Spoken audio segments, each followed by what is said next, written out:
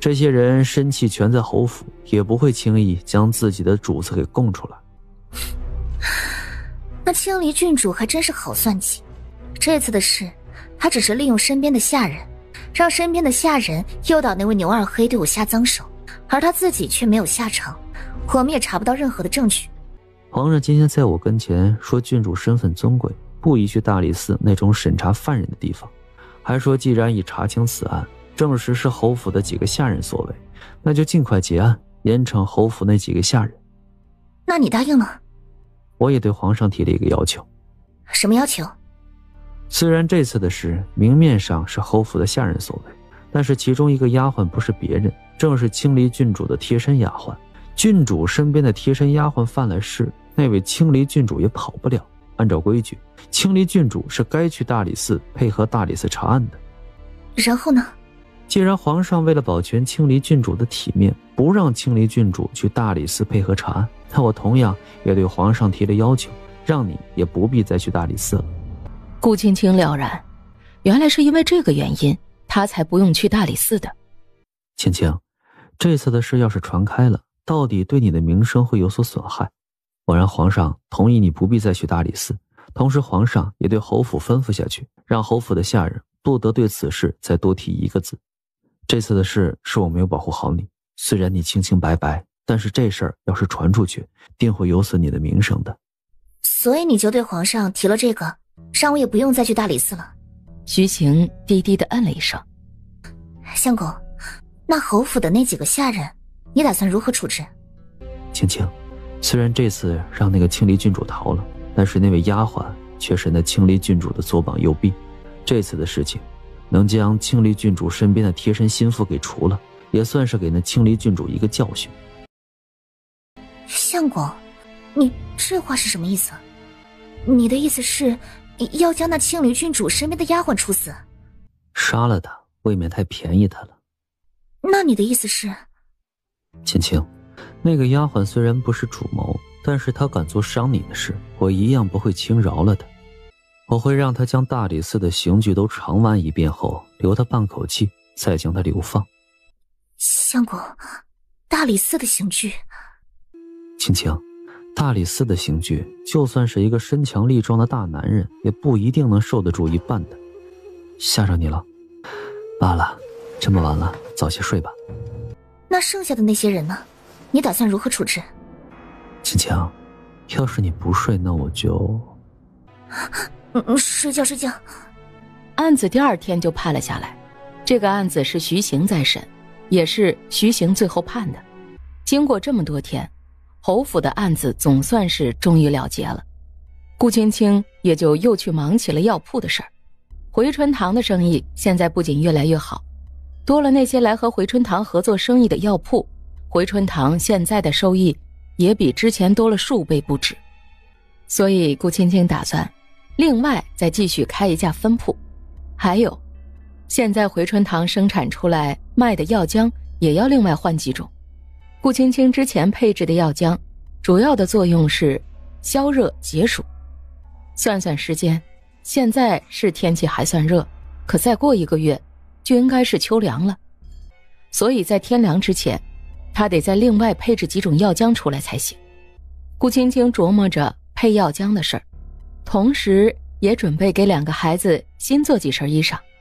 顾青青去布庄挑好料子，听说京城的云锦绣坊做的衣服不错，顾青青买好料子之后就把他们送过去，顺带也给他娘沈氏和武帝他们都做了几身，到时候会一道送到府上去。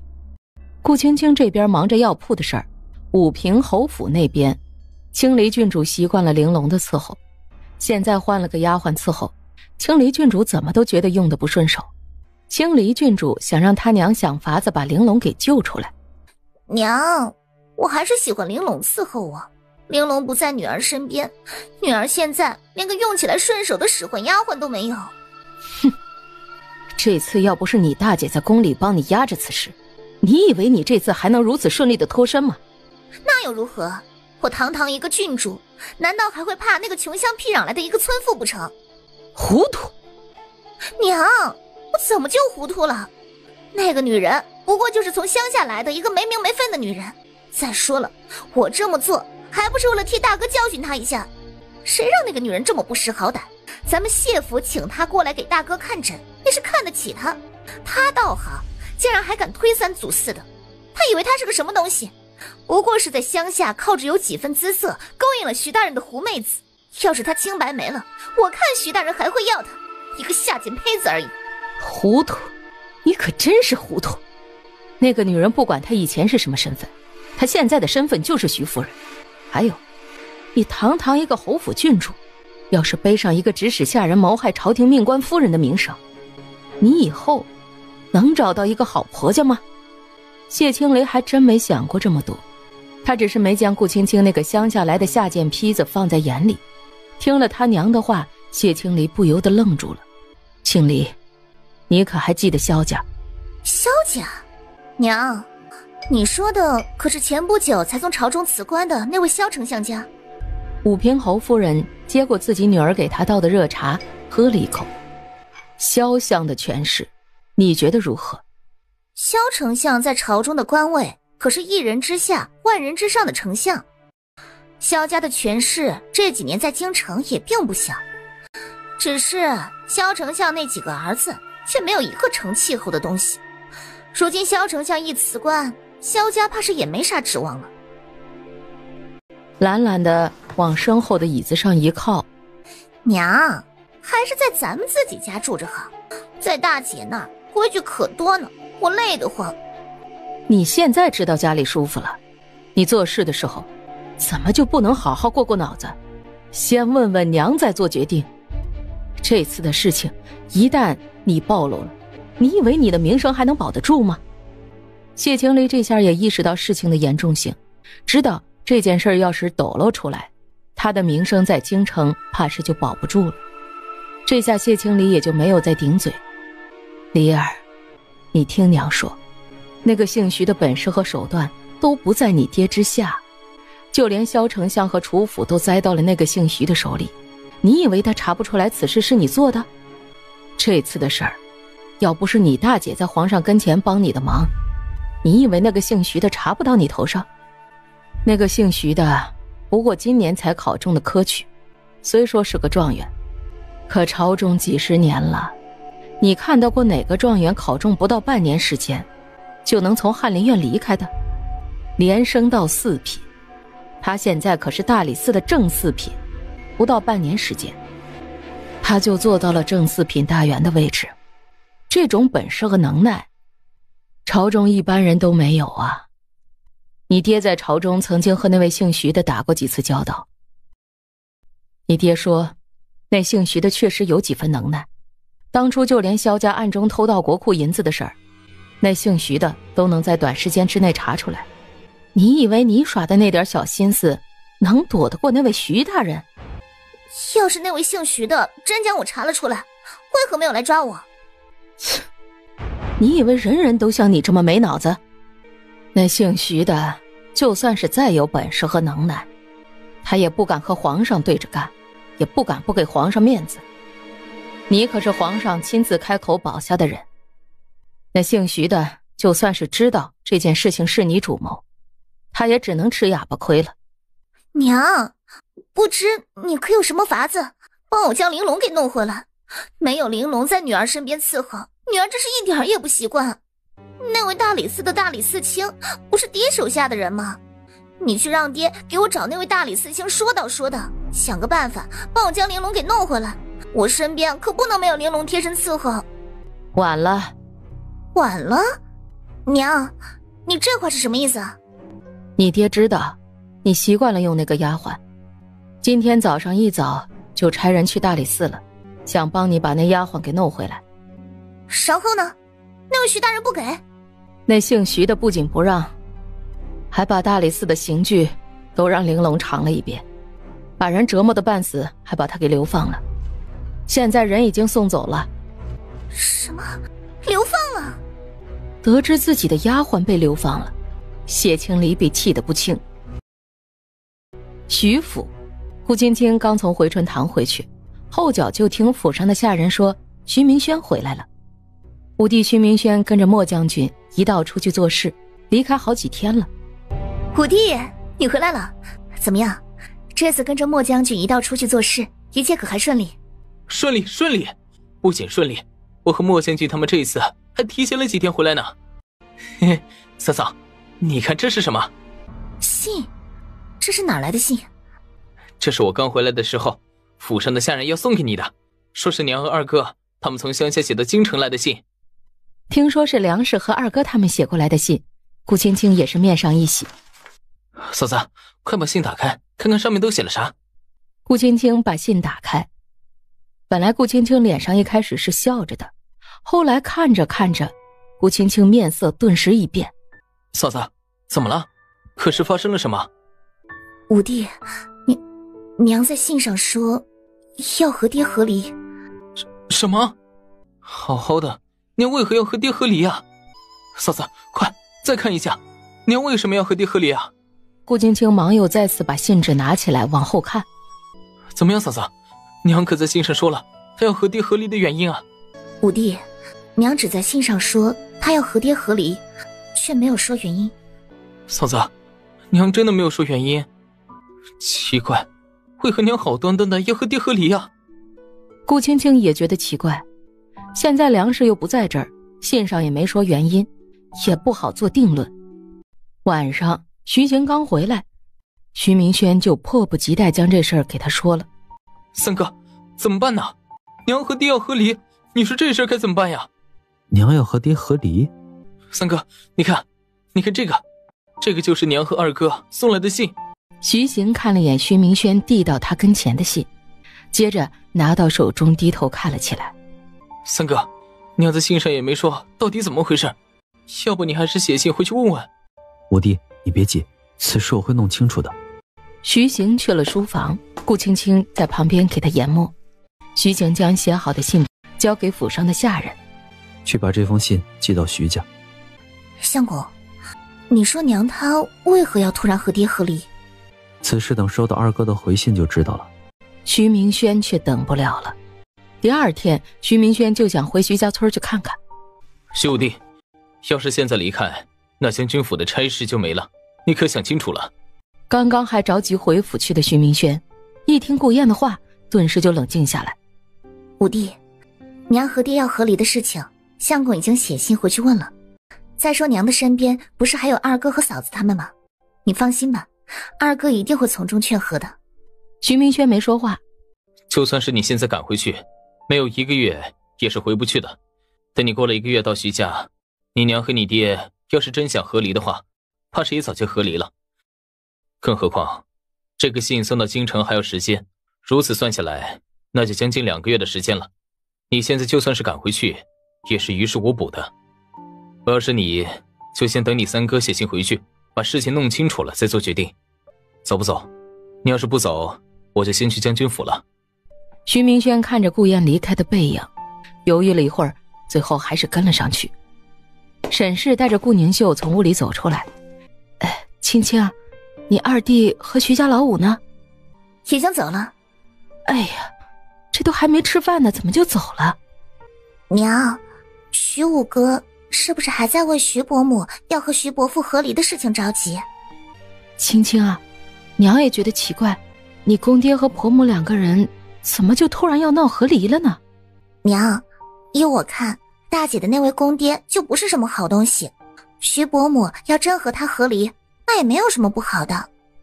秀儿，不得胡说，你这孩子真是越来越没规矩了。沈氏在训斥，就见不远处的徐行走了过来。大姐夫，你怎么回来了？是啊，相公，你怎么突然回来了？我有东西忘在书房了，现在要拿去大理寺。原来是忘了东西。娘，那你和三妹他们先去吃饭，我和相公一起去书房。沈氏点点头，带着顾宁秀一道去了偏厅。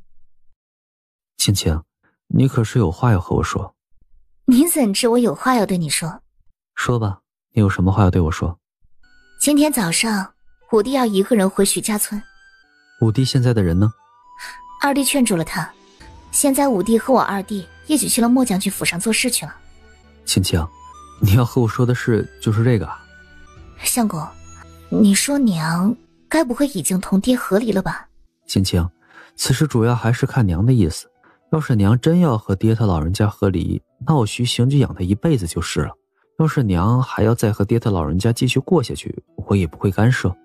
顾青青想了想，也没有再问，而是陪着徐行一道去了书房里。徐行将书桌上的一卷纸拿过之后，匆忙再次从家里走了。这几天顾青青重新忙着回春堂的生意，刚下车，顾青青就听见回春堂的伙计在说山匪盗贼杀人之事。你们知道吗？听说昨晚上被山匪杀死的那个男人还是大理寺押送的要犯，死得可吓人了。听说不仅双手双脚都被人砍了，就连眼睛也被人挖了。众人听得不寒而栗。杀人的手段未免太残忍了些，到底是什么山匪，竟然连大理寺的要犯都敢劫杀？这不是摆明了在和朝廷作对？要犯？什么大理寺的要犯？伙计也不是太清楚，他们都是听见外面的人传的。徐夫人，听说是一个犯了事，原本是要被发配的大理寺要犯，昨个下午被不知道从哪冒出来的一群山匪给杀了。不知是犯了什么事的要犯？就是听说是要被发配的要犯，至于那个要犯到底犯了什么事儿，我们就不知道了。啊，对了，徐夫人，听说和那个男人同时出事的还有一个女的。还有一个女的也被杀了？这倒不是，那个女的没有被杀，那个男的才被杀了。那女的又是怎么回事？我听说啊，那女的虽然没有被那群山匪给杀了，但是听说那女的被玷污了清白。哎呦，真是可怜劲儿的，好好一个大姑娘，清白就这么被那群畜生给毁了。听说还不是一个女的被玷污了，而是有好几个女的都被玷污了。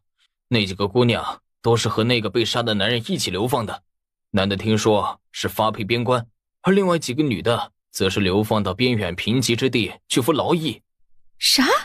你说有好几个女的都被玷污了？我听说是这样的，那几位姑娘好像年纪都不大，也不知道犯了什么事儿，竟然都要被流放去那等偏远之地。妇人往地上退了几口，又骂那群山匪作孽。而顾青青听到这儿却是心下一惊。难不成是？顾青青记得徐行给她说过会将清离郡主身边的丫鬟玲珑给流放的事。虽然徐行没有告诉她会如何处置剩下的牛二黑几人，但是顾青青刚刚听完药铺伙计和那位抓药妇人说的话，莫名觉得他们口中说的人不是别人，正是牛二黑等几个人。那些山匪该不是徐行找去的吧？一天了，顾青青都心中不安。徐行贸然杀了牛二黑，他会不会给自己招来麻烦呢？还有那几个丫鬟，那几个丫鬟可都是侯府的人。现在那几个丫鬟在被流放发配的途中出了这等事，武平侯府会不会来找徐行的麻烦？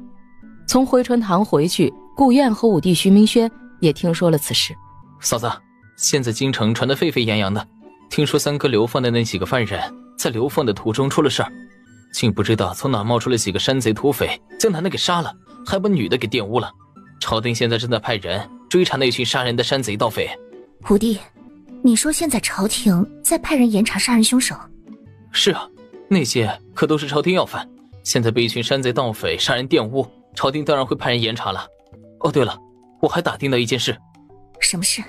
嫂子，我可听说这次出事的人可都是武平侯府上的人，虽然不知道那些人到底犯了什么事，可这次那些人出事，听说武平侯府的人也去了大理寺找要说法去了。看样子啊，侯府的人这次也不会轻易的善罢甘休。我在莫将军府上听了一嘴，听说这次武平侯府出事的那些人都要交给大理寺卿亲自查。武平侯放下话，定不会轻饶那群山贼盗匪，竟然连朝廷要犯都敢杀，简直是没有把朝廷给放在眼中。依我看呢，那群山匪这样是落在了武平侯府和大理寺卿的手中，那绝对不死也会脱层皮的。顾青青越听脸色越白。哼，嫂子，你脸色怎么那么差？没事儿。是吗？顾青青笑了笑，接着袁景和静根醒了，去看两个孩子就溜了。顾青青前脚刚出去，顾燕就跟在她身后追了上来。大姐，等等。二弟怎么了？大姐，到底是怎么回事？什么怎么回事？大姐，为何刚刚徐武帝说起那群山贼盗匪的事儿，你的面色会如此的不正常？有吗？大姐，你老实告诉我，那群山贼盗匪可是和大姐夫有关？顾燕说完，顾青青整个人都愣住了。大姐，看来此事还当真是和大姐夫有关了。不是的。大姐，你我姐弟二人，我不想你连我也骗。顾青青现在也只是猜测，她也不知道徐行是否真的就和这次那群山匪盗贼的事有关。我没有骗你，我也只是猜测，相公到底和那群盗贼山匪有无关系，我也不能确定。顾燕打量了顾青青片刻，见顾青青不像是在对她说谎的样子。大姐，为何此事会和大姐夫有关？武平侯府的事有关顾青青的名声，这事儿顾青青当初只对沈氏和他二弟他们说身上的伤是意外摔伤弄的。这会儿顾燕问，顾青青犹豫了片刻，还是老实对顾燕说了。什么？你说那武平侯府的下人竟然敢冒犯你？顾燕把口中的话说完，转身就往外走。二弟，你去哪儿？顾燕并没有回顾青青的话，直接就走了。徐明轩听见顾青青的声音，也连忙跑出来。三嫂，怎么回事？你刚刚在接顾二哥？虎弟，我二弟刚刚出去了，你帮我去追一下他。好，三嫂，你别着急，我现在就去帮你把顾二哥给追回来。虎弟，等等，我还是和你一起去吧。上了车之后，嫂子，我们去哪找顾二哥去啊？你知道顾二哥去哪了吗？顾青青也不知道顾燕去了哪儿。思忖了片刻之后，顾青青对小顺子道：去武平侯府。去侯府？嫂子，我们去那个武平侯府做什么？顾青青看向徐明轩，怕他听了也跟顾燕一个反应，于是话到嘴边，他没有把这事儿给说出来。我二弟有可能去了侯府，所以我们先去侯府看看。顾青青这样说，徐明轩倒是也没有再问了。当然，马车并没有停在武平侯府外，而是在距离武平侯府不远的地方找了一个不显眼的位置停下来。顾青青和徐明轩两个人偷偷去了武平侯府的附近观察。徐明轩让顾青青在墙脚下等他，现在他去侯府去打听打听。虎弟，那你一切要小心，不要被侯府的人发现了。放心吧，就这点小事儿还不在话下。徐明轩一溜烟地跑了，顾青青站在侯府的墙脚下等着。从武平侯府门口一切如常的样子，他二弟应该没来武平侯府。果然，徐明轩不知道从哪儿突然窜出来。怎么样？我二弟没有来侯府。嫂子，我已经去打听清楚了，顾二哥今天并没有来过武平侯府。你确定？放心吧，这是我打听的清清楚楚的。跟在莫将军手下做事，打听点消息对我来说并不是什么难事。顾青青却暗忖，他二弟没来侯府，那去了哪里？顾青青跟着徐明轩坐马车回到徐府，天色已经黑了。二人从马车上下来，还没进府，就看见急忙从府中出来的徐行。相公，青青，你去哪儿了？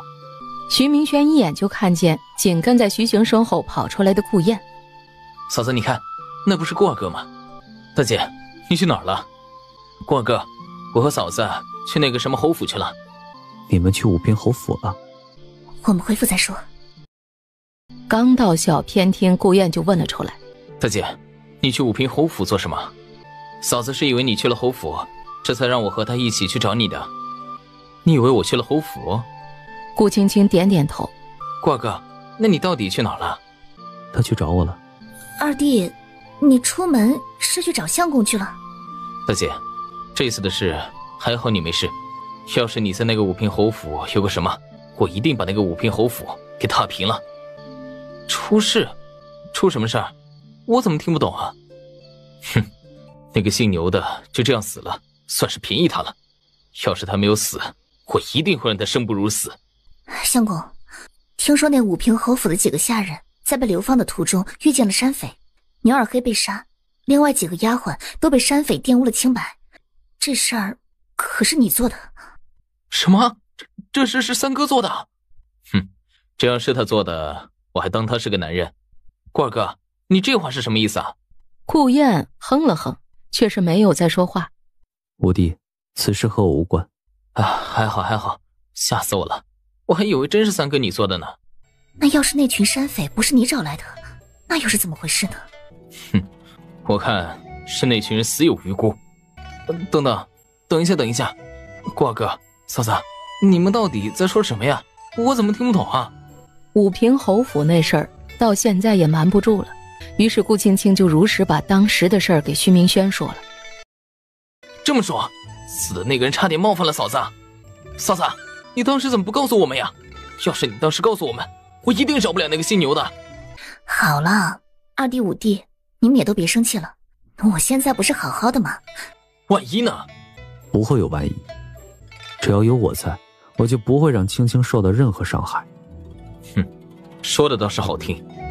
顾二哥，你这话是什么意思呀？我怎么觉得你处处针对我三哥啊？我什么意思，有人心里面自己清楚。口中的话说完，顾燕甩袖而走，留下徐明轩和徐行他们几个人还站在屋内。顾青青知道他二弟肯定是因为他受伤的事儿对徐行有所不满。三哥、嫂子，顾二哥到底怎么了？不用管他。对了，三哥，今天顾二哥去大理寺去找你做什么？他去问了我整个案子的事，还问了那个牛二黑的尸首在什么地方。那牛二黑都死了，顾二哥还去找他的尸首做什么呀？难不成顾二哥还想在那个牛二黑的尸体上戳上几道泄愤？他只是确定一下那个牛二黑是不是真的死了。哼，就那样死了，算是便宜他了。袁姐和静哥两个小家伙现在大了些，更缠人了。顾青青哄睡了袁姐兄妹，之前当着二弟顾燕和五弟徐明轩的面，顾青青也没多问。这会儿回到房间，关上了房门，顾青青走到徐行跟前。相公，那些山贼和土匪当真和你没有关系？青青，这次山贼和土匪之事确实和我无关啊。那若真和你没关系的话，那些人又是哪儿冒出来的呢？难道是武平侯府？该不会是武平侯府想要故意陷害于你，所以才请了那些山匪和盗贼？此事不是武平侯府的人做的。你怎么就能肯定此事不是武平侯府的人做的？想知道原因吗？想知道就过来亲我一下。顾青青最后也没有去亲徐行，徐行当然也就没有告诉他原因了。没有再管那群盗贼和土匪的事儿，顾青青继续忙着配药的事儿。顾青青在回春堂的药铺忙了大半天。莫离，去给我倒一碗酸梅汤过来。过了一会儿，听见有人过来，还以为是莫离呢。秦无言，你怎么来了？怎么？难道小爷我就不能来这儿了？坐吧，想吃什么茶？我让莫离给你沏上一壶送过来。茶就不必了，今天来我是来找你有点事的。什么事？你随我去就知道了。莫离将酸梅汤给顾青青送过来。夫人，你要的汤来了。你要喜欢这酸梅汤，我那府上多的是。等会你去了我府上，酸梅汤管够。不知你让我去你府上是去做什么？要是我找你去我府上是去救命的，你去不去？我见你这个活得好好的，也不像是需要救命的样子。小爷我又不是找你去给我救命的。不知你想让我去给谁救命？你去了不就知道了。南宁侯府，顾青青目瞪口呆地看着秦无言吩咐人放在他跟前的笼子。所以你说的让我来救命，就是为了救他？这只小东西不知道跑哪去，被什么野兽给咬了。你看一下，可还能救？顾青青蹲下身子，笼子里的是一只小白狐。顾青青试探着伸手，小心，这个小东西爪子可锋利得很，小心它伤人。顾青青根据自己的专业判断，确定这只凶狠的小狐狸这会儿已经没有攻击能力了，小心翼翼地把手伸过去，抚摸着它的毛发。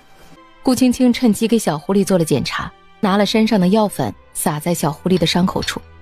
它的肚子那个地方破了个不小的伤口，需要你用针帮它缝合一下。工具我已经提前帮你准备好了。顾青青的手还没伸过去，这个拿去。这是什么？这个小东西性子野得很，这包是麻沸散，你拿去用在他身上后，再给他缝合伤口。顾青青点点头，当下接过秦无言递给他的麻沸散，动作干净利落，一气呵成。行了，只要好好照顾一段时间，等他肚子上的伤口愈合就可以了。旁边放着一盆清水，顾青青把手洗了洗。秦无言将小狐狸交给府上的下人照顾。有劳了。小事一桩，不必客气。不知你从哪儿弄了这么一只小狐狸回来？这个小东西可不是一般的小狐狸，可是我从北边极寒之地带回来的灵狐。你说这小东西是灵狐？呵呵，你可别看这只小狐狸，这个小东西通人性，一般的狐狸可没法比。顾青青看着笼子里奄奄一息的小狐狸，这只小狐狸通不通人性她不知道，但是这只小狐狸这次能不能挺过来倒还不好说了。放心吧，这小东西可是千年难得一见的灵狐，没那么容易死的。顾青青从秦无言的府上离开，直接回了徐府。听府上的下人说徐行回来了，顾青青诧异了一下。莫离，相公今天怎么回来的这么早？莫非是公子今天的差事不忙？下人说徐行这会儿正在书房里，于是顾青青便带着莫离一道走过去。书房的门关着，顾青青刚要敲门，公子，属下已经查到了，那群盗匪山贼的事多半是和南宁侯有关。什么？那天突然出现的那群盗贼和山匪竟然和秦无言有关？那些人是秦无言派去的？你可查到了证据？顾青青站在原地没走。公子，属下现在只是查到此事和南宁侯有关，至于证据，那个南宁侯做事滴水不漏，从来不会轻易留下任何证据。小人这次也是费了不少的功夫才查到一点眉目，猜到此事可能和南宁侯有关，但是却未找到任何证据。而且就连那天出现过的那些山贼盗匪也全部都和消失了一般，不仅属下查不到任何蛛丝马迹，就连武平侯府上和大理寺的那位大理寺卿大人也没有找到任何的一丝线索和踪迹，那群人就跟凭空消失了一样。继续查。属下遵命。等到那个男人从徐行的书房离开之后，刚刚那个人说那些盗贼和山匪是秦无言找来的人，奇怪，为何他会派那些人去把牛二黑给杀了？难不成是因为他和武平侯府的私怨？顾青青还没忘记秦无言和武平侯府不和的事儿，就连那位谢大公子身上的伤都是秦无言给伤的。只是有一点让顾青青不明白的是，牛二黑和那几个丫鬟都是武平侯府的下人，秦无言为何会对那几个下人出手呢？顾青青想不明白原因，一抬头竟然发现徐行不知道什么时候已经从书房里走了出来。公子，青青，你站在这个地方做什么？听府上的下人说你在书房，我就带着莫离过来了。青青，你受伤了？没有啊。徐行的目光盯着他的袖口。这些血是怎么回事？这个血不是我的，这个血不是人的血，今天去给一个受伤的小狐狸治了伤，袖子上的血就是那个小狐狸的。狐狸？那只狐狸伤得不轻，不知是被什么野兽给咬到了。这狐狸一般人可不好找，谁会送一只狐狸去给你治啊？顾青青心中一虚，想到徐行只要他一提到秦无言就会黑脸。就是那只狐狸是那个姓秦的养的？是他养的。顾青青明明什么都没做，可却被徐行的目光盯得让他觉得自己好像做了什么亏心事一样。早就听说那个姓秦的养了一只灵狐，不过那姓秦的对他那只灵狐宝贝得很，怎么会让他受伤呢？我就是给小狐狸治了病就回来了。徐行见小媳妇儿不像是在说谎，倒是没有再问什么。跟我来书房一下。顾青青偷偷地看了徐行一眼，虽然心中觉得心虚，却还是跟着徐行一起到了书房里。只是他刚到书房，徐行就将他压在了门后亲了下来。徐行的吻来得又猛又狠，顾青青知道徐行这是生气了，终于在顾青青快呼吸不过来的时候放开了他。青青，离那个姓秦的远点儿。这个男人还真是。莫离陪我一起去的，我给那只小狐狸治了伤就离开了，要是你不信，可以问莫离。青青，我安排了叶无痕和莫离二人在你身边，除了是让他们护你周全之外，你有什么事也都可以吩咐安排他们去做呀。以后要是再有什么事，你直接吩咐他们二人的其中一人去做即可，别再冲动冒险行事了。冲动做事？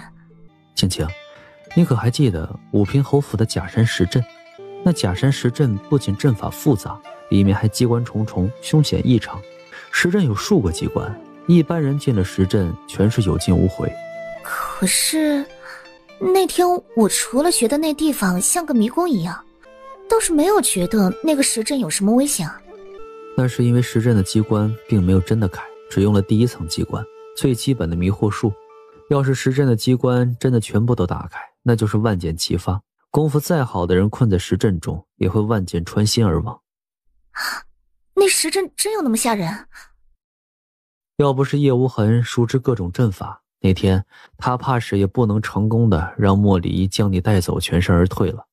顾青青没说话了，她怎么都想不到，那个看起来像迷宫一样平平无奇的石阵，竟然还是一个那么凶险异常的地方。青青，那武平侯府除了那个石阵，府中还有不少高手在。据我所查，这些年那位武平侯可没少培养暗人和杀手。你和武帝昨天就那样贸然的去武平侯府，要不是叶无痕在武帝身后帮他断后，你真以为武帝那么轻松就能在武平侯府打探到消息？顾青青再次目瞪口呆。我不知道啊，我当时只想赶紧去拦着二弟，我怕二弟一时冲动去武平侯府会给他招致祸患，所以就没有想那么多，直接带着武帝一起去了武平侯府打听二弟的消息。现在知道怕了。顾青青确实没想到武平侯府竟是如此凶险之地。这次就罢了，以后要是再有什么事也别亲自去了，吩咐莫离和叶无痕二人即可，他们会帮你把事情办妥的。这天早上，顾青青喂饱了2个孩子，把2个孩子交给奶娘和沈氏几个人照看之后，就打算去药铺回春堂去忙昨天没有忙完的事儿。只是他还没出门，府上有下人来报：夫人，张公子来了，说是要见您和沈老夫人。张公子？什么张公子？就是京城来咱们府上送菜的那位张婶家的侄子呀。对了，夫人，上次那位张公子还和张婶一道来过我们府上呢。难道是那位张文轩？自从那位张文轩上次来过之后，过了这么几天，顾青青都快把那个人给忘了。打发他回去吧，就说我今天有事，不方便见外客。啊？可是什么？可是外面那位张公子这会儿正在外面到处说他是我们三小姐未来的姑爷呢，还说他是来咱们府上来提亲的。什么？他说他是来提亲的？不止呢，他还连聘礼都带来了。哦，对了，那位张婶今天也来了，他们姑侄2个人这会儿都在外面等着呢，说是等下见了您和沈老夫人，今天就把顾三小姐和她的亲事给定下来。顾青青皱着眉头，没想到那位张公子竟然还带了他的姑母过来提亲了。看来今天要是不见那姑侄2人，他们应该也不会轻易离开。行了，此事我知道了，你去将那姑侄2人请进来，但是那姑侄2人带来的聘礼就不要让他们拿进来了，让他们全部放在外面吧。吩咐完刚刚的小丫鬟，顾青青又回头去看旁边的莫离。你去把这事儿跟我娘说一声，让我娘也来小偏厅一趟。为了让3妹顾宁秀心中有个底，同时顾青青安排下人去把此事给顾宁秀说了。安排好了这些，顾青青这才去了小偏厅。顾青青刚到小偏厅，那张婶顾侄2人接着就在下人的带领下走过来。哎呦，徐夫人，今儿可算是又见着你了。你是不知道啊，婶子我那天回去跟我侄子商量，准备要把你3妹和她的亲事给早点定下来呢。我已经跟我大侄子的爹娘，也就是我娘家的兄嫂都说过了。虽然顾三小姐是出身乡户，配我侄子一个秀才，这身世是差了些，不过我兄嫂都说了，只要顾三姑娘以后能孝顺公婆，侍奉好夫婿，做好一个当人妻的本分，那就行了。至于顾三姑娘的身世嘛，我兄嫂也就不计较了。徐夫人，我这侄儿可是读书人，第一次乡试就中了秀才的，现在他在书院的学业那可也是拔尖儿的，就连书院的夫子都说我这侄子将来那是要做大官的。不是婶子我说啊，你这三妹要是嫁给我侄子，那可真是上辈子修来的福气了。婶子我今天过来呢，就是想和你商量商量他们两个的亲事，早点把亲事定下来，也好早点把亲事给办了，你说是不是？张文轩站在旁边也将自己的头扬了一下，他现在可是降低身份来娶顾宁秀的。徐夫人啊，你看啊，这婶子今天可是把聘礼都给带过来了。聘礼？顾青青眉头一皱，她不是让那个小丫鬟吩咐下去了吗？怎么府上的下人还让那个张婶姑侄两个把聘礼给带过来了？不等顾青青说话，张婶就从怀里掏出了一个蓝色的小包袱出来。媳妇人，你看，这包袱里就是我侄子准备的聘礼了。只见那个包袱里放了2包京城卖的最便宜的那种粗茶，还有2包桂花糕。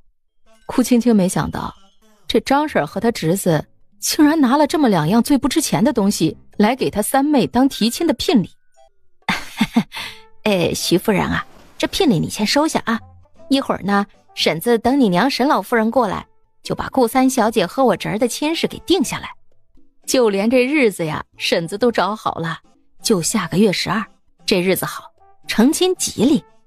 婶子，这些东西你还是拿回去吧，我们顾家怕是销售不起。徐夫人，你这话是什么意思？难不成我侄子堂堂一个秀才，娶你妹妹一个乡下女人，你还不满意吗？乡下女人，这话说的，莫非张公子不是乡下的？徐夫人啊，看您这话说的，我这侄子他能和别人一样吗？我侄子他可是秀才，你知道什么是秀才吗？他将来可是要为官做宰的。等我侄子考中了功名，这京城的宅子想要什么样的没有？不就是个秀才吗？能不能考中科举还两说呢。这天下多的是考中秀才就再也考不中举人的，说不定考个30-50年都还是个秀才呢，你说是不是？哼，哟，徐夫人啊，我这侄子那可是秀才，有功名在身的，不仅玉官不贵，还能每个月去衙门领取银钱的。他再怎么不济，也总比一些乡下的村姑要好吧。张婶，我三妹秀外慧中，上对爹娘孝顺，下对兄妹和睦有爱，她这样的好姑娘可不是什么阿猫阿狗都能比的。你刚刚还一脸端着的张文轩，这下彻底装不下去了。嘿，徐夫人，我大侄子看上你妹妹那个村姑，这可是他8辈子修来的福气呢，你们顾家可不要不识抬举。要不是婶子我在中间磨破了嘴皮子帮着你们说好话，你以为我侄子会看上你妹妹吗？哼，笑话，要不是我姑母，你以为我会踏入你们徐府一步？我张文轩要娶的女人，不说是大家闺秀，至少也该是识文断字、知书达理的女人。就你妹妹那个大字不识，连个绣活都做不好的女人，还妄想进我张家的门，也不看看她配不配。顾青青正要说话，突然就看见不知道从什么时候走过来的顾宁秀。三妹。顾宁秀却将目光看向了刚刚说完话的张文轩。张文轩这会儿也愣愣地看着顾宁秀。顾三姑娘，你就是顾家的三姑娘？张文轩看着顾宁秀，他没想到一个乡下姑娘竟然能长得这般貌美。张文轩暗自后悔刚刚冲动说了那些话。张公子，你听好了，你不会娶一个乡下姑娘，我顾宁秀也不会嫁一个穷酸秀才。张文轩啧舌。大姐，既然张公子2人走错了地方，那就送客吧。不是的，顾姑娘，你听我说，刚刚你听见的那些话都是误会。我张文轩能够娶到你这样的女子，那是我张家祖上积德，也是我张文轩的福气。顾姑娘，我张文轩真心诚恳的求娶顾姑娘的，真的。你要是不信的话，你可以问我姑母，我今天把求娶你的聘礼都给带来了。那个姓张的脸皮还真不是一般的厚呢，就那2包破茶叶和最便宜的桂花糕，竟然还敢说是聘礼。张婶一脸的莫名其妙，不明白他那个一直不肯来娶顾宁秀的侄儿，怎么就突然主动了起来。对，顾三姑娘啊，我家这大侄子是真心实意过来娶你的。你看，这是婶子带过来的茶叶和桂花糕，这可都是我们今天准备的聘礼呢，就是为了来求娶你的。顾宁秀都没有看那姑侄2个人一眼。大姐，送客吧。顾青青还没说话，张婶就眼尖的看见了刚带着丫鬟走过来的沈氏。哎呦，沈老夫人，您可算是来了，我和文轩呐都等了您好一会儿呢。文轩见过沈伯母。沈氏刚来，虽然不解跟前的张文轩为何和上次来对比完全是变了个样子，但是既然这个张文轩都客气的行礼了，沈氏还是客气了一句：啊，张公子不必多礼了。青青、秀儿，你们怎么回事？也不招呼张婶和张公子到偏厅坐坐，怎么就在门口站着？张公子，你和你姑母快别在门口站着了，进屋吧，都进屋来坐。不必了。秀儿，你说什么呢？娘，我已经跟大姐说过了，让大姐送客。秀儿，你说什么呢？怎么能这么没规矩？张婶和张公子既然来了，哪有送客的道理？沈伯母，你不要怪顾姑娘，可能是刚刚的事还让顾姑娘对在下有点误会。不过文轩今天是真的来诚恳的求娶的，还望沈伯母可以成全在下。要是沈伯母你将顾姑娘许配给在下，那今后在下一定好好待沈姑娘，绝对不会让沈姑娘受到一点委屈。哎呦，沈老夫人啊，我这侄子那是真心实意要娶你们家三姑娘的。我看这2个孩子呢，长得也很般配，你就成全了这俩孩子吧。今儿个趁着大家都在，日子我都挑好了，早点把日子给他们2人定下来，也好早点让他们2个人成亲，您说是吧？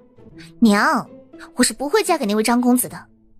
沈氏看向自己女儿，娘，女儿就算是小门小户出来的乡下女子，也绝对不会嫁给一个嫌弃女儿的人。嫌弃？秀儿，这是怎么回事？哎呦，沈老夫人呐，这顾家三姑娘可能对我这侄子是有什么误会。伯母，顾姑娘虽然对在下有些误会，但是在下是真的真心诚意的想娶顾姑娘的。沈伯母，还请你成全在下和姑娘2人的亲事。误会？张公子，你之前说的话我可是听得清清楚楚，一字不差。不仅我大姐刚刚也在这儿，你说的话我大姐怕是比我听的还要清楚，我对你可没有任何的误会。秀儿，这到底怎么回事？娘，刚刚女儿过来的时候听得清清楚楚，这位张公子当着大姐的面大骂女儿是乡下姑娘，家世低下，还说他要娶的不说是大家闺秀，至少也要是个识文断字的。他骂女儿大字不识一个，胸无点墨，根本就不配进他们张家的门。秀儿，他们当真是这么说的？张婶和张文轩2个人一脸的心虚。伯母，这是误会啊，我不是那个意思，都是顾姑娘误会了我。误会？你敢说我刚刚说的这些话不是你说的？沈氏并不傻，看到这儿，沈氏还有什么不明白的？哼，张婶儿，张公子，既然你们2个人看不上我家秀儿，那又何必来我们府上求娶呢？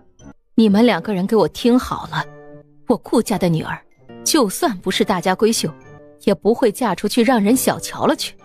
说完，不等张婶和张文轩2个人开口，沈氏就冷冷地吩咐道：来人，送客。张公子，请吧。等等。张文轩一听顾青青有话说，顿时面上一喜，他还以为顾青青要帮他说话呢。徐夫人，之前的话是张某思虑不周，但是这一切都是误会，真的是误会啊！我真的是真心诚意的想求娶顾姑娘的。是吗？可惜了。可惜什么？徐夫人啊，你放心，我们张家定然不会嫌弃顾姑娘是个乡下姑娘的身世的。只要顾姑娘肯嫁给我侄子，我们张家定会好好的待顾姑娘的。张婶儿，我想你怕是误会了吧？没误会，没误会。徐夫人，我侄子和我们张家真的不会嫌弃顾姑娘是个乡下女子的身份的，我们是真心实意来顾家求亲的，真的。张婶儿，我说的误会可不是我三妹配不上你侄子啊？那是什么？张婶儿，我和我三妹都是顾家的人，我这个做大姐的现在都嫁给了一个新科状元，还是当今4品官的相公。我三妹不说多了，怎么也该嫁个3品官吧？这位张公子不知是3品还是4品啊？张文轩面上一阵儿青一阵儿白，顿时变得有些难看起来。哼，要是没个3品5品的就想来娶我三妹，那还真的是不配。顾青青这话一说完，张文轩的脸色顿时黑得比那锅底都难看，气得甩袖而走。哼，来人，以后但凡是姓张的再来，全部都轰出去。送走了张婶和张文轩2个人。哼，大姐，还是你有本事，刚刚那2人都快被你气吐血了。那张家简直是欺人太甚嘛！我们秀儿就算不是大户人家小姐，却也不是可以让人任意糟践的。好了，娘你也别生气了。再说，刚刚大姐将那2人也气得不轻，也算是帮我出了气了。娘，你说是吧？秀儿，放心，娘一定会给你找一个好夫婿、好婆家。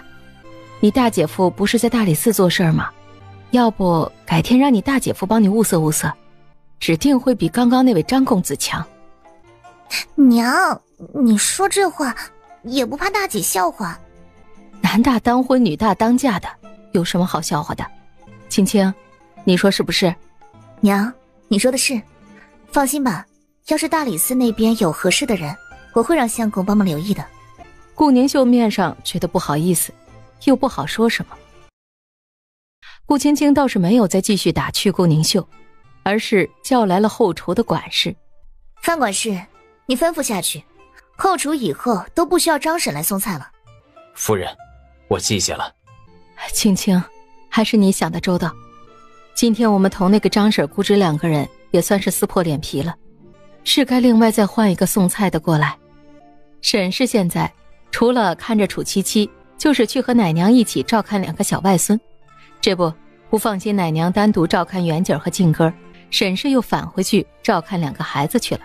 沈氏一走，顾宁秀见他走远之后，大姐，你怎么连自己受伤的事情也不告诉我们呢？三妹，你也知道了。大姐，这次的事，大姐夫对你可真好。顾青青有点懵，不解顾宁秀为何突然说这个。我都听说了，山匪和那群盗贼的事，那个牛二黑已经死了的事情，我也听说了。三妹，你该不会是认为那群山贼和盗匪是相公找来的吧？难道不是吗？当然不是，那又是谁？是……他想起那天在徐行书房门外偷听到的话，只是话到嘴边，顾青青立刻将剩下的话都给咽了下去。是谁？三妹，此事我已经问过相公了，相公说不是他做的，和他无关。哦，对了，这事儿二弟也知道，要是你不信的话，你可以问你二哥。顾宁秀却笑出来。三妹，你不信大姐说的？大姐，盗匪的事我就是听二哥说的，不过这事儿就算是大姐夫做的，那他也肯定不会让大姐你知道的。大姐你看，那群山匪和盗贼不仅出现的蹊跷，而且他们伤人的手段也很是蹊跷。这话怎么说？大姐，山匪和盗贼出现一般是拦路抢劫，要是无利可图，山匪和盗贼怎么会贸然轻易的出现拦路呢？顾青青一听，顿时反应过来，她之前没有细想此事，现在顾宁秀一说，顾青青也察觉到了不对劲儿。据我所知，二哥说那群山匪和盗贼出现，不仅杀了牛二黑，更是玷污了那几个丫鬟的清白。当初在武平侯府，是那几个丫鬟合谋算计，才差点让大姐你被牛二黑冒犯。那几个丫鬟被山匪和盗贼玷污清白，大姐夫也不过是以其人之道还治其人之身而已。大姐，除了大姐夫，谁会稀罕要那个牛二黑的命？还有那几个丫鬟，他们全都是被山匪盗贼玷污了清白，肯定是大姐夫以其人之道还治其人之身。大姐，你说我说的可有道理？顾宁秀分析，山匪盗贼的事儿是徐行找过来的，而顾青青却想到了秦无言。那天他在书房门外亲耳听见徐行手下的人说，那群山匪盗贼的事儿和秦无言有关，很有可能是秦无言找人去做的。本来顾青青还疑惑，为何秦无言会安排人去做这事儿，现在看来，难不成秦无言叫那群山匪盗贼去杀了牛二黑，又让山匪盗贼玷污了那几个武平侯府的丫鬟，是因为他？顾青青一惊，大姐，你在想什么呢？啊，没什么。三妹，这事儿没有根据，以后就不要再提了。既然此事相公说了不是他做的，那就不会是他。还有，今天你这话在我跟前说说就罢了，往后切不可在旁人面前提起。那个牛二黑虽然不是什么好东西，但是他却罪不至死。这次那个牛二黑被山匪和盗贼所杀，现在大理寺卿也正在查这个案子。要是你在外面不小心说的话传到旁人耳中，到时候大理寺卿真查到了相公身上，这可是一条命案。大姐，你放心吧，我绝对不会在旁人跟前提起的。大姐，你说这事儿万一真要是大姐夫做的，那可怎么办？万一大理寺的人真查到了大姐夫的身上，该不会……放心吧，不会的。这事儿既然相公说了不是他，那就不会是他，你就不要再胡思乱想了。这次顾宁秀下意识地看着顾青青，点了点头，就没有再说什么了。倒是顾青青不由得再次想起了秦无言。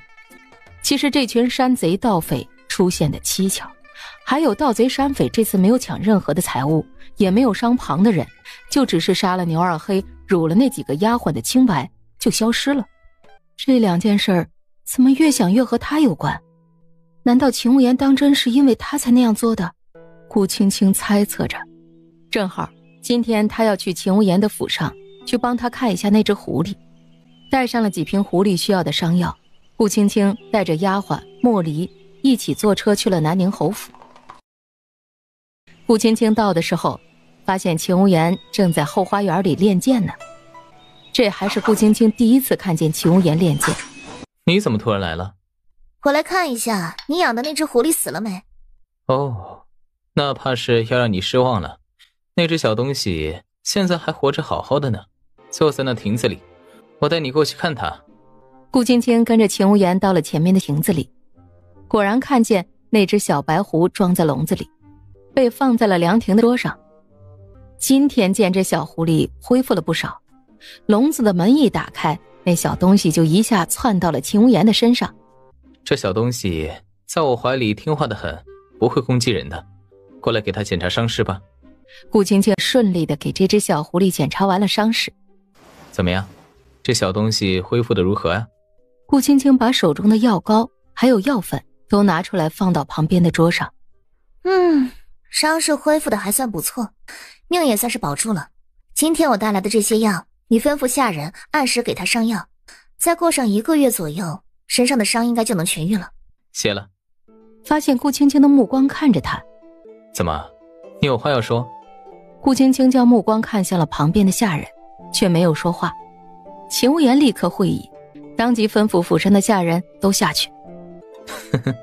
下次要是想单独同小爷我说话，不用等这么久，早点说，小爷我早就将他们给打发了。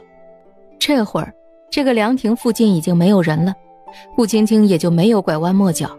你可有听说京城大理寺押送要流放的犯人在路上遭遇山匪被杀之事？听说又如何？未听说过又如何？那些山匪和盗贼可是你找去的？刚刚还笑着的秦无言面上的表情顿时就僵住了。顾青青看着秦无言在听到他的话之后面上的神色，也就肯定了这件事儿。莫非还真是和你有关？不错，那群山贼和盗匪都是小爷我的人。没想到那群山匪和盗贼还真的是秦无言的人，更没想到秦无言竟然这么爽快就承认了。你这个女人倒是不算太蠢，说吧，你是怎么猜到这事和小爷我有关的？你为何要安排他们去劫囚？你说呢？虽然你眼瞎看上了那个姓徐的小白脸，但是好歹你也是我秦无言看上的女人。小爷我都没有碰过你一根手指头，敢动我秦无言看上的人，你觉得我会饶了他吗？小爷我也没做什么，不过就是找人砍了他的双手，挖了他的双眼，割了他的耳朵，在他身上刺了10刀8刀的而已。顾青青挺得一阵头皮发麻。哼哼，说起来这么轻松就让他死了，小爷我倒是还便宜他了。顾青青再次默了默。小爷我心慈手软，那几个丫鬟，小爷我就更是便宜他们了，不过是以其人之道还治其人之身罢了。只是那些男人可都是些几百年没碰过女人的粗人，难得尝到一次荤腥儿。哼哼，小爷我可听说侯府那几个丫鬟都生得娇滴滴，那么几个娇滴滴的小丫鬟倒是便宜那粗俗之人了。他没想到秦无言这次出手竟然还真的是因为他。就算是小爷我这次不出手，你以为那个姓徐的小白脸就会轻易放过这些人？你这话是什么意思？姓徐的那个小白脸做事谨慎，他不敢直接做的，小爷我却不怕。听说现在大理寺正在查那群山匪和盗贼，你就不怕查到你身上？哼，你真当那群人是山匪盗贼？难道不是？那群所谓的山匪和盗贼都是宁侯府养了多年的暗卫，这些人不仅武功高深莫测，更是从未有人见过他们的真面目，更不要说大理寺的那群废物了。就算是那群废物想破了脑袋，怕是也查不到小爷身上来。顾青青再次诧异了一下，她没想到原来那群山贼盗匪根本就不是山贼。这么说来，那些都是你府上的暗卫？不仅那群山贼盗匪是我府上的暗卫乔装的，武平侯府也有我秦无言的眼线。你这次的事，姓徐的那个小白脸将消息压得死死的，京城的人无一人知晓。要不是小爷我在那武平侯府有眼线，小爷我也不会知晓此事。顾青青看向秦无言的眼神更是吃惊了，他没想到秦无言竟然还在武平侯府也安插了眼线。虽然小爷我这次先出手，让那个姓徐的小白脸省事了，不过那个姓徐的小白脸怕是不会就此罢手。你的意思是，我相公他还想？顾青青想起了谢青离，这次陷害他的人背后真正的主谋其实是那位武平侯府的郡主。难不成徐行还打算对谢青离下手？